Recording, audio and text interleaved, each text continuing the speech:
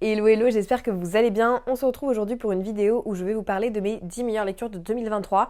À savoir qu'au début, j'avais envie de vous faire une vidéo sur en gros, tous les livres auxquels j'avais mis 5 étoiles en 2023. Mais je me suis rendu compte qu'au final, mes meilleures lectures, c'était pas forcément celles auxquelles j'avais mis 5 étoiles. Alors, une grande majorité, bien évidemment, ont eu 5 sur 5. Mais en fait, il y a certains livres, quand j'y repense, et bah ça pouvait être des 4 étoiles, des 4,5. Et ce sont les livres où, quand je me dis, ok, quelles sont les lectures qui m'ont le plus marqué cette année, et bah c'est ces livres-là qui me viennent en tête. Donc voilà, pas forcément les livres les mieux notés entre guillemets, même si ça reste des bonnes notes, mais les livres que j'ai adorés cette année. On commence direct, pas d'ordre particulier. Le premier que je prends, j'ai décidé de mettre une relecture parce que c'est un livre, bon, je vous en ai parlé 20 000 fois, je relis pas souvent mes livres, mais celui-ci, je pense que c'est le livre que j'ai préféré relire de toute cette saga. J'ai commencé en 2022 la relecture de la saga avec le format graphique audio, qui est un format en fait de livre audio où il y a une troupe d'acteurs au complet avec des bruitages, avec de la musique, et ça rend le livre extrêmement vivant, sachant que le texte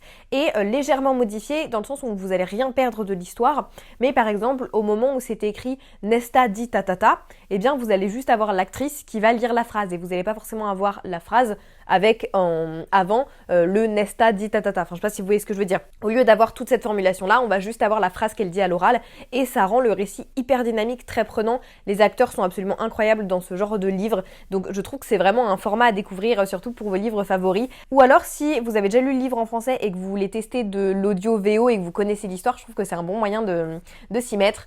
Et donc le livre dont je parle, c'est A Court of Silver Flames de Sarah J. Maas, le tome 4 d'Akotar. J'ai relu toute la saga en graphique audio, mais celui-ci c'était mon tome préféré de base et c'est mon tome préféré en audio graphique. J'en ai profité pour le réannoter. Et ce que j'adore, c'est aussi que ça permet de voir plein de choses, plein d'éléments, plein d'indices qu'on voyait pas à la première lecture. Je suis quelqu'un qui a beaucoup de mal à relire ses livres parce que je me souviens de beaucoup de choses, mais les univers de Sarah J. Maas sont tellement riches, selon moi, que à chaque fois j'arrive à voir de nouvelles choses et le format audio me permet de découvrir l'histoire d'une nouvelle manière. En fait, j'ai l'impression de le découvrir sous un genre complètement nouveau et j'ai pas ce truc de juste je relis un livre que j'ai déjà lu. Je sais pas si vous voyez ce que je veux dire, mais voilà, j'étais obligée de le mettre même si c'est un livre dont je vous ai déjà parlé et que j'avais déjà lu de base parce que quand je repense à mes meilleures lectures, c'est le premier qui me vient en tête. Ensuite, je vous ai mis un tome 2 parce que j'ai adoré les deux livres, mais j'ai lu que le tome 2 cette année et c'est The Shadow Cabinet de Juno Dawson. Le tome 1 va sortir en français cette année très bientôt, il me semble, je sais plus si ça a été annoncé ou pas par quelle maison d'édition, donc je vous dis pas la maison d'édition au cas où, si c'est déjà annoncé, n'hésitez pas à le dire dans les commentaires, mais je suis pas sûre, je veux pas dire de bêtises. Et celui-ci, c'est une urban fantasy avec des coven de sorcières, une apocalypse, une prophétie, des personnages engagés, enfin vraiment c'était trop bien, beaucoup d'humour, des personnages, des antagonistes qui sont absolument incroyables, surtout dans ce tome 2. C'est un tome 2 où on a le point de vue, où on est pendant la majorité du livre dans la tête de l'antagoniste. Et j'ai trouvé que c'était extrêmement intéressant. Non pas qu'on en vienne à, vous savez, justifier ses actions, mais je trouve que c'est très intéressant de comprendre comment pensent ces personnes, le vécu qu'il y a eu derrière pour les pousser à agir de cette manière, même si en aucun cas ça vient légitimer leurs actions. J'ai trouvé que c'était très bien fait dans celui-ci et j'ai très envie de lire le prochain livre de cette autrice qui sort très bientôt, qui s'appelle Queen Bee, je crois. Après, j'ai beau avoir détesté le tome 2, je me suis dit qu'il fallait quand même que je vous en parle parce que quand je l'ai lu, je l'ai adoré et c'est Fourth Wing de Rebecca Yarros. Même si vous savez, plus j'y repense, plus je me dis que c'est un livre où effectivement il y a plein de choses qui sont pas parfaites, la plume elle est pas incroyable, il y a beaucoup de facilité, mais en même temps c'est un livre dans lequel j'ai été immergée si vite, si facilement. J'ai adoré l'univers, j'ai adoré les personnages, et même si la lecture du tome 2 me laisse un peu un goût amer sur la saga pour le moment, je peux pas enlever au tome 1 tout ce qui m'a apporté et les émotions qu'il m'a fait ressentir et ouais, le coup de cœur que j'ai eu en fait sur ce livre quand je l'ai terminé. Donc j'étais obligée de le mettre, même si tome 2, énorme déception et je sais même pas si je lirai la suite, mais quand même, je l'ai adoré, donc j'étais obligée de le mettre dans cette vidéo. Après un préquel, j'ai choisi A Day of Fallen Night de Samantha Shannon, qui est donc le préquel du Prieuré de l'Oranger. Le Prieuré de l'Oranger, je l'avais adoré, je l'ai lu l'année dernière ou l'année d'avant, je ne sais plus. Et vraiment, gros coup de cœur, c'est de l'épique fantasy, de la fantasy étendue à son paroxysme. En fait, c'est un univers en l'occurrence là, qui est incroyablement bien construit. Tout est super bien ficelé, le système de magie est intéressant, les personnages sont fascinants, les relations, enfin bref. Tout est super bien construit dans les récits de Samantha Shannon et là où le tome principal, le premier à être paru, donc le Prieuré de l'Oranger, pouvait être pas forcément hyper digeste à la première lecture parce qu'il y a beaucoup d'informations à retenir. Je trouve que le préquel, je sais pas si c'est une question de j'avais déjà lu le tome 1 avant donc je connaissais un peu plus l'univers, j'ai l'impression que dans tous les cas il est plus digeste que le prieuré de l'Oranger, celui-ci. Donc voilà, j'avoue que l'autrice a dit qu'on pouvait les lire dans les deux sens, donc on peut commencer par le prieuré de l'Oranger et enchaîner avec Un jour de nuit tombée, ou commencer avec Un jour de nuit tombée et enchaîner avec le prieuré de l'Oranger. Moi, si je devais vous conseiller, je conseillerais de commencer par celui-ci parce que, comme il est plus digeste, je trouve que c'est le meilleur moyen de rentrer dans l'univers, de voilà, commencer à comprendre un petit peu ce qui se passe, et quand on arrive ensuite des années plus tard dans l'univers, le même univers mais des années plus tard du prieuré de l'Oranger, eh bien on comprend un petit peu plus facilement ce qui se passe, un petit peu plus facilement la carte, parce que c'est aussi la carte, les personnages, la politique. Donc voilà, je conseillerais de commencer par celui-ci, je l'ai adoré. Encore une fois, c'est des livres qui sont énormes, vraiment énormes, mais ça se lit super vite. Et alors à savoir que, je vous dis qu'ils sont énormes, mais en fait, c'est aussi la pagination, parce que par exemple, j'ai appris assez récemment que le prieuré de l'Oranger est beaucoup plus petit en termes de mots que Crescent City. Voilà, alors Crescent City est énorme certes, mais quand on voit Crescent City à côté du prieuré de l'Oranger, on se dit c'est le prieuré de l'Oranger qui est le plus gros. Et ben non, parce que je crois que le prieuré de l'Oranger fait un truc genre, je suis plus sûre pile poil, hein, mais 250 000 mots et Crescent City plus de 300 000 mots. Et donc j'étais en mode, ah oui d'accord, ça dépend vraiment de la pagination, et de la pagination en français comme en anglais du prieuré de l'Oranger, c'est des marges très larges, et du coup, pas beaucoup de texte en fait sur chaque page. Voilà, c'est l'info un petit peu inutile mais que je voulais vous donner pour essayer de dédramatiser un petit peu la taille de cet ouvrage. Si vous avez lu Crescent City, vous pouvez lire le prieuré de l'Oranger sans souci. Ensuite, je vous en ai mis un autre qui va être traduit en français très bientôt, et c'est Emily Wilde's Encyclopedia of Fairies de Heather Fawcett, qui va être traduit, alors je sais plus si c'est de Saxus ou dans la collection Sabran, mais dans tous les cas il sort très bientôt, et celui-ci c'est vraiment une pépite de cozy fantasy. Pour vous parler un petit peu du résumé, on y suit donc Emily Wilde qui fait son doctorat sur les fairies, et donc elle veut être la première à rédiger une encyclopédie des fairies. Pour ça elle voyage à travers le monde, et là elle va se retrouver dans un petit village du nord à essayer de documenter un genre particulier de fairies qui sont les Hidden One. Sauf que le problème avec Emily, c'est que c'est quelqu'un d'assez introverti. Elle aime pas trop les gens, elle est pas très douée avec les gens, elle arrive pas à faire la conversation, c'est pas un truc qu'elle apprécie, et donc du coup elle a beaucoup de mal à parler aux gens pour essayer d'obtenir des renseignements sur ces fairies-là, jusqu'au jour où son rival académique, mais qui est aussi son seul ami, Wendell Bumblebee, eh bien va la rejoindre, et ils vont donc s'allier un petit peu pour essayer de l'aider dans ses recherches. Sauf qu'en même temps elle va commencer à se poser des questions sur Wendell, sur sa nature. Parce que peut-être il cacherait quelques petites choses, Wendell. Et j'ai adoré. Déjà, vraiment, la vibe, la relation entre les deux personnages, elle est incroyable. Le personnage de Emily, je la trouve trop mimes. Vraiment, je trouve que c'est un personnage qui est hyper relatable si vous êtes comme moi un peu introverti, voire beaucoup introverti. Et du coup, je sais pas, je trouve que c'est le genre de livre qui fait du bien à lire. C'est tout doux, et en même temps, l'univers autour du lore des fairies est hyper intéressant. Et il y a le tome 2 qui vient de sortir, j'ai trop envie de craquer et de me le prendre. On a fait la moitié, il en reste 5 autres.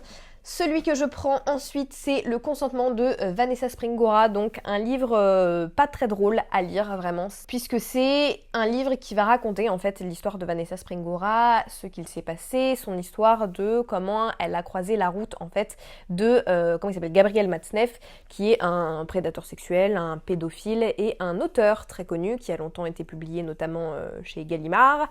Et voilà, elle nous raconte en fait comment cet homme-là, notamment, se vantait ouvertement d'être pédophile, se vantait ouvertement donc d'avoir des relations avec des enfants, mettait en avant le fait d'avoir des relations avec des enfants. C'est d'ailleurs lui qui a été l'auteur de la pétition signée notamment par, je crois que c'était Simone de Beauvoir, Jean-Paul Sartre, qui disait que il fallait pas, il y avait 2 hommes qui étaient accusés d'avoir violé des garçons, et qui disaient oui mais non, en fait il faudrait que tout le monde ait le droit de coucher avec des enfants parce que ça leur permet de découvrir la sexualité de manière consentante, et donc c'est la meilleure manière de leur faire découvrir la sexualité. Enfin bref, horrible, et c'est lui qui a été donc l'auteur de cette tribune, qui a été signée par des grands noms de la littérature, de la politique, enfin bref, du monde des personnes célèbres de l'époque. Voilà, et c'est quelqu'un qui sur les plateaux télé se vantait d'avoir ce genre de relations, bref.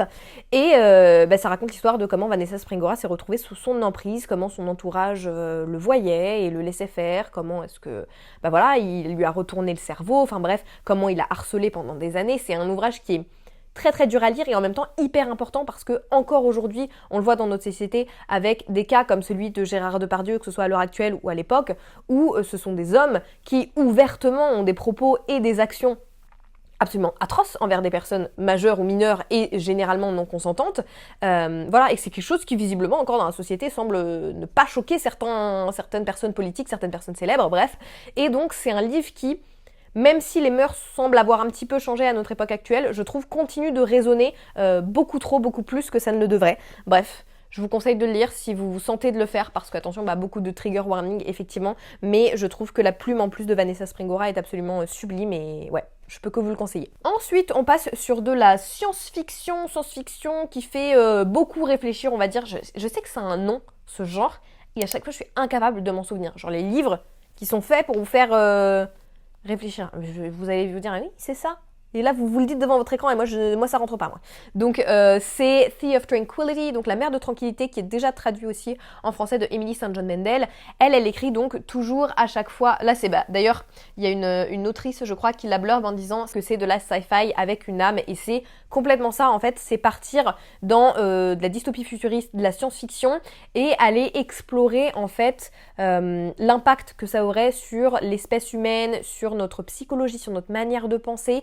Et je trouve que c'est extrêmement bien fait dans le sens où ça se lit tout seul. C'est pas le genre de livre qui va vous faire réfléchir au point que vous lisiez 5 pages par 5 pages parce qu'au bout d'un moment vous avez le cerveau qui chauffe. C'est un livre qui, à travers différentes thématiques, va nous faire nous poser plein de questions.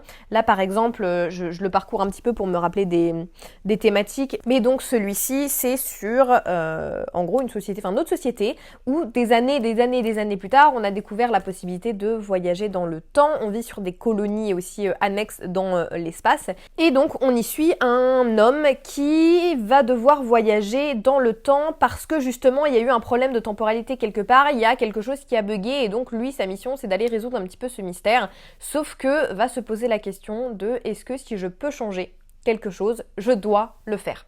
En mode, est-ce que si je peux protéger quelqu'un, est-ce que si je peux changer le cours de l'histoire, je me dois de le faire? Est-ce que je peux le faire? Quelles sont les conséquences de tout ça? Par exemple, est-ce que si je sais qu'il y a une pandémie qui arrive et que l'enfant de cette femme-là va mourir, est-ce que je me dois de lui dire d'emmener son enfant ailleurs, de le cacher ou pas? Est-ce que si je le fais, c'est condamnable parce que je change le cours de l'histoire, je pourrais impacter l'histoire d'une autre manière?